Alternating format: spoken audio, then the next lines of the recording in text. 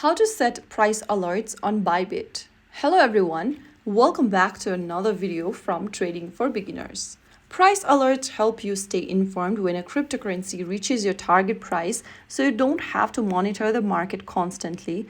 So in order to set up a price alert, open the Bybit application on your device and sign in. Once you're inside, go to the Markets tab at the bottom and tap on it.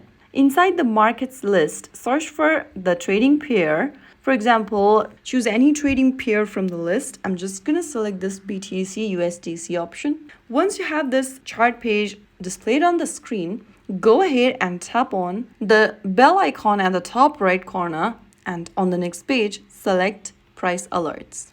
Now, enter the price target in the text box. Choose the alert condition from price to price change percentage and select the target price. And once you do that, click on the frequency dropdown, select the frequency for your alert, and click on subscribe. Now, if you have not enabled notification on your Bybit app, enable it right now. Go ahead and turn on your notification setting for Bybit application. And once you do that, you will be able to create an alert. So there you have successfully created a price alert for your favorite trading pairs in Bybit.